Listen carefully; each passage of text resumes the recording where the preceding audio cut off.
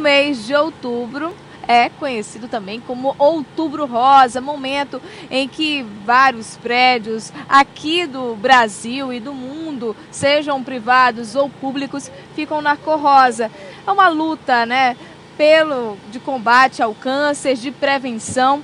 E para falar sobre esse tema, nós recebemos aqui dois convidados, que é o Dr. Luciano Brandão, ele que é mastologista, e a doutora Sabrina Bianco, ela que é radiologista. Vamos continuar o nosso bate-papo? Doutor Luciano, há incidência de câncer de mama entre os homens? Na verdade é raro, porque você tem mais ou menos 100 a 150 casos em mulheres para um caso no sexo masculino. Portanto, não se pode dizer que a incidência é alta, mas existe. Doutora Sabrina, no caso do homem, que tipo de exame é realizado junto ao radiologista? Há ou não há? Não são os mesmos exames, mamografia, ultrassonografia, biópsia, só a ressonância que realmente não tem indicação, porque as bobinas de ressonância, o aparelho, né, que você vai depositar a mama não tem ainda o tamanho necessário para homens, e também é relativamente fácil detectar um câncer de homem, né? É menor, então é mais acessível. Logo aparece um nódulo, né, um nódulo com aquela retração de pele, como o doutor Luciano já deve ter falado, não sei se chegou a falar dos aspectos de câncer de mama, né, aquela retração de pele, o nódulo palpável, endurecimento, às vezes doloroso, às vezes não. E a biópsia se impõe. A biópsia, com certeza, né? Doutora Sabrina, por que ainda há mulheres que têm tanto receio em passar pelo procedimento da mamografia? É porque a mamografia antigamente ela doía muito, realmente a mama era muito comprimida, porque os aparelhos não tinham a acuracidade que eles têm agora, sabe? Você consegue pegar uma imagem agora com uma compressão baseada no que o aparelho vai fazer. O aparelho que comprime hoje, não é você. Praticamente hoje só se opera o aparelho, antigamente não, você tinha que comprimir a mama até ficar muito, muito fina, para você conseguir ter uma densidade suficiente para ver lesões. Então isso aí foi passando de avó para mãe, para filha, e perpetua até hoje, né? E na verdade existe como calcular uma época, principalmente das mulheres que estão menstruando, uma época menos desagradável, também, principalmente, né, alguns dias depois do cessar o sangramento menstrual. Ao mesmo tempo, a técnica de radiologia, ela tem um controle dessa compressão. E eu vinha dizendo que às vezes um exame excelente por uma alta compressão pode ser substituído por um exame subótimo, mas que não faça a cliente voltar no ano que vem. Verdade, porque eu não posso assustar para sempre. Não, nós temos assim uma aparelhagem, hoje em dia, né, a aparelhagem disponível é muito boa, que consegue dar uma compressão suficiente para você ter uma boa imagem, tá? E sem comprimir assim demasiado a ponto do paciente ficar com hematoma, com muito dolor e desistir, que é o principal, né? Isso aí, que até prejudica, né, na questão do diagnóstico e do tratamento. Sem contar a sensibilidade que é individual.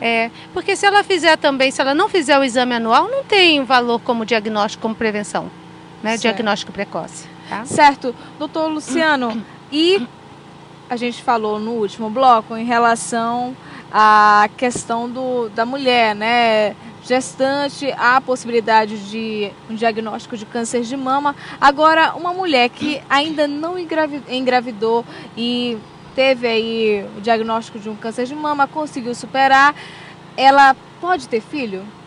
Pode. Na verdade, que nós não aconselhamos que essas mulheres tenham filhos, tanto pelas repercussões sociais, visto que a partir de que ela tem um bebê, e se esse prognóstico não for muito bom, gera um problema social com um filho sem lar ou sem mãe. Então, infelizmente, a gente tem que tocar nesse assunto porque é importante. E segundo, é que o ambiente estrogênico de uma gestação pode, embora isso não seja comprovado, pode aumentar o risco de um câncer de mama contralateral ou de uma lesão metastática que está em repouso e que iria ou não se desenvolver com o tempo. Agora, a questão é que hoje nós não podemos dizer também para a mulher não engravidar. Nós aconselhamos, levantamos essa consciência em relação ao risco, e existem métodos, principalmente a captação ovular hoje, que poderia ser interessante para aquela mulher que quer engravidar no futuro. Certo. E quais são os tratamentos utilizados a partir do momento que se há um diagnóstico de um câncer de mama, por exemplo? Eu não entendi o que você perguntou. Qual é o tratamento utilizado? É quimioterapia? Okay. O tratamento é na verdade, são vários tratamentos. O principal ainda é o cirúrgico. O tratamento cirúrgico do câncer de mama, ele em geral é feito no início, a primeira abordagem, e depois os tratamentos adjuvantes, que são os tratamentos ajudantes, com a quimioterapia e com a radioterapia, além da hormonioterapia, se for indicado. Esses tratamentos vêm sequencialmente. Em geral, nós temos a primeira abordagem cirúrgica. Se essa abordagem cirúrgica consegue controlar localmente a patologia, a doença, nós também temos que pensar sistemicamente, ou seja, no corpo da mulher como um todo, e aí a quimioterapia e a hormonioterapia são importantes, elas são planejadas para isso, e ainda como um complemento da proteção local, do tratamento local, a radioterapia. Certo. Dentre todos esses tratamentos que o senhor citou, tem um que as mulheres possuem um maior receio, que é a questão da quimioterapia, porque a perda, né, a queda do cabelo.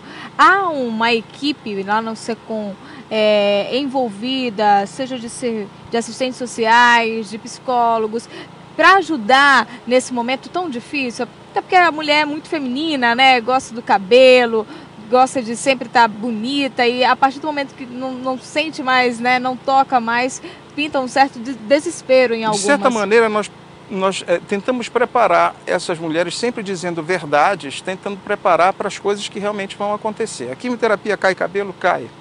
A grande maioria das mulheres que fazem quimioterapia vão ter uma alopécia, ou seja, uma perda de cabelos que é reversível. Eu costumo dizer que tudo que a quimioterapia provoca desses efeitos de queda de cabelo, amolecimento de unhas, até às vezes algumas alterações na arcada dentária, tudo isso daí é reversível, pode ser tratado e os cabelos voltam. Quando nós detectamos que uma mulher não está bem, apesar das explicações, ela não consegue enfrentar esse problema de maneira adequada, nós triamos e orientamos para procurar a ajuda da psicologia.